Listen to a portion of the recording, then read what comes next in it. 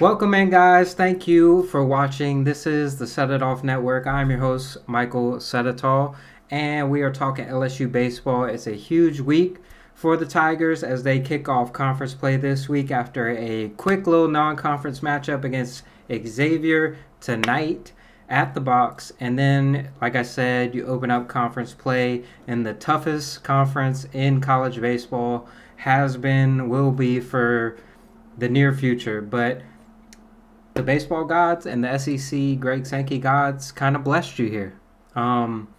Because we're going to talk about this a little bit more in depth, but one of the things that LSU has struggled in, even under the Paul Maneri regime, towards the back half of his career and where the Jay Johnson era kind of started and Paul Maneri's era ended, LSU's biggest problem every single year, it felt like, was how they started in conference play. And usually they're still tinkering with things, trying to find the right lineup, just messing around with things, maybe not even having a clear starting rotation by the time conference play starts.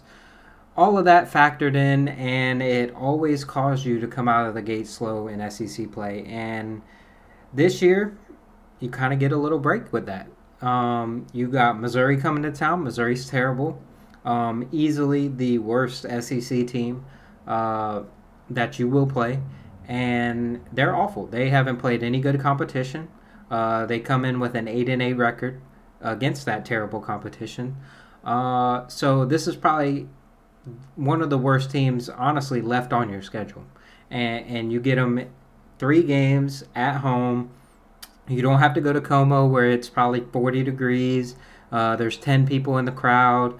7 of them are LSU fans. Like, you don't have to deal with that, right? Because, like, it feels like every year Missouri goes and plays a home series against somebody and they win one that they're not supposed to win. You took care of business last year. You won 2 out of 3 against Missouri towards the back half of the schedule. But, like I said, it is so crucial that I'm going to put it bluntly. LSU needs to sweep this series. There is no losing this series. There is no taking 2 out of 3. Like, you should sweep Missouri.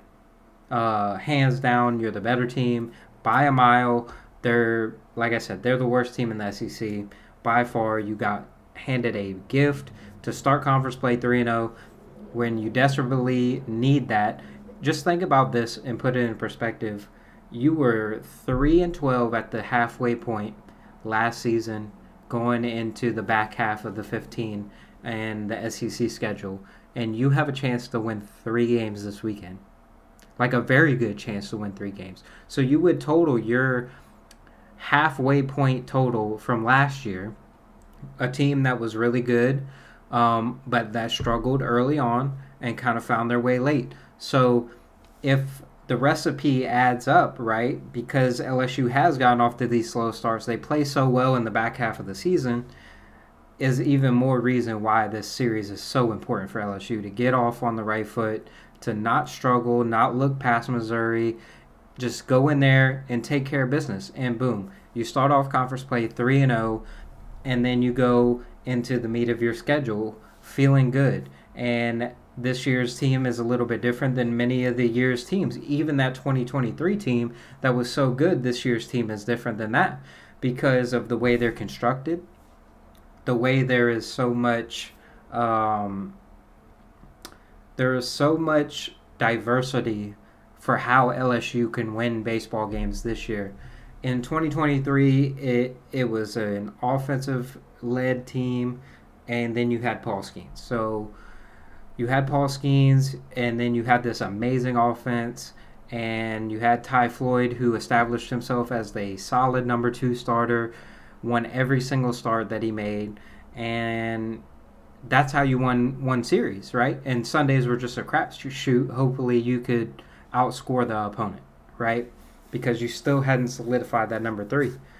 Well, now you don't have that issue. You have your starting rotation. You have Anthony Eisen on Saturday. You have Cade Anderson on Friday nights. You have Chase Shores going on Sunday. And then you have a lot of depth in the bullpen. And a lot of people are going to talk about the walks and the inconsistency of the bullpen over the last couple weeks. You have to understand what Jay Johnson's been trying to do over the last couple weeks, and that is get guys that he can trust and find out who's going to be those guys when this time of the year comes around, right? You see guys like Zach Cohen, Kason Evans, Connor Binge, people like that are the go-to. You know they're pitching every single weekend, and those are the guys that Jay Johnson has come to trust. Like when Cooper Williams goes out there and walks 4 batters, like I don't care. He's not going to be a factor in this grand scheme of things.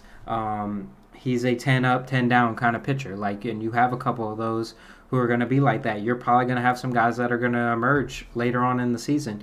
You have a guy like Gavin Guidry who hasn't even pitched yet, who you know is a good reliever and can get you, 3 to 6 outs in a baseball game in conference play. Like you have all that, so I'm not necessarily stressing about the little details as far as like they've walked a lot of people. I think they're fourth in the SEC in walks for pitching. So they've walked their fair share of guys. And I say I'm not concerned about it. That could obviously change going into conference play because, like I said, the real season starts now. You really don't know what you got until conference play starts. And hopefully you were able to take care of business this weekend against Missouri. And then you have a tough test next weekend and you go to Texas. And that's when you're really going to find out about this team. That's going to be the best team that they've played up to this point. A tough road environment, a team that's going to be super motivated to play you. You're probably going to be, the number 1 or number 2 team in the country. All eyes are going to be on you. Everybody's going to be gunning for you. So you have to be in that mentality that you're the hunted now. Like there is no more, LSU struggling out of the gate. Like you're there. Like you're at the top right now. And you have to prove why you deserve to be there because those rankings don't mean anything in the non-conference. We saw what the non-conference did to Texas A&M, and they fell all the way from number 1 to now I believe they sit at 19, and that's being generous that they're at 19 because they don't even deserve to be ranked with how many losses they have, and they're not even losing to good competition. So it can fall as quickly as it'll rise, and LSU is a good team. They have the potential to be great. I don't think they're the best team in the country right now. I'd say Tennessee is head and shoulders playing better baseball than LSU right now. But that's not to say that LSU can't find themselves in a situation where things start to gel a little bit quicker than they have in years past. Like maybe you don't wait to that halfway point to where the team starts figuring things out. Maybe this platoon thing at third base and the outfield and the DH spot, maybe all that stuff works itself out and people excel in their roles, whatever role Jay Johnson puts them in. I think the biggest deal for LSU baseball this year is having 3 starters, like 3 guys that can legit give you 5 innings. Not saying like 5 innings is like all they can give you, but for sure like every single one of those guys can give you 5 innings, and that's something you haven't had on a game 3 since Jay Johnson's been here. You haven't had a third starter. You have barely had a second starter some years. So it's nice to see that. And it's nice to go in on Sunday knowing that you have a guy like Chase Shores who can match up with probably anybody in the country's number 3 and can give you 5 to 6 quality innings, give you a chance to win those baseball games because this team, it's not going to go out and hit, 200 and home runs. Like they're going to manufacture runs and a lot of hits. They're going to hit doubles, and occasionally they're going to hit home runs. They're going to walk a lot. They're going to try to steal bases and move the ball around and put the ball in play. And it's going to be a different type of approach that you're going to see from this Jay Johnson team that you haven't in years past. But I think it helps LSU in the long run because of how they're going to, like I said, they have multiple ways they can win baseball games. You have teams out there, and you see it every single year in the SEC, especially because they play at these little kid baseball parks, these high school stadiums, and they go out there and they hit their 200 home runs. and then they run into a good pitching staff either in a super regional or even when they make it to Omaha and they play in that big behind ballpark and it's not a launch pad like they've been playing at, and they don't know what to do because they don't know how to win a baseball game other than when they hit 4 home runs in a game, and that's just not sustainable. And I think the way Jay Johnson built this team is perfect, and it's even more perfect for when they do, if they do get to that College World Series level. This team is built for that kind of mentality. That's why I'm saying LSU is not peaked yet. I'm not sitting here saying they're a bad team just because I think Tennessee is playing better baseball right now. Doesn't mean I think they're going to be playing better baseball than them at the end of April or May. When the SEC tournament rolls around and it's time for all that stuff. This LSU team has a high ceiling.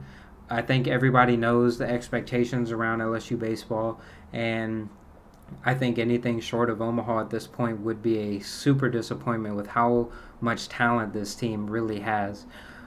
You've replaced a lot of guys, but you've replaced them with a lot of quality players, and I think it's going to show. And I think it's going to start this weekend. I think LSU is going to take care of business.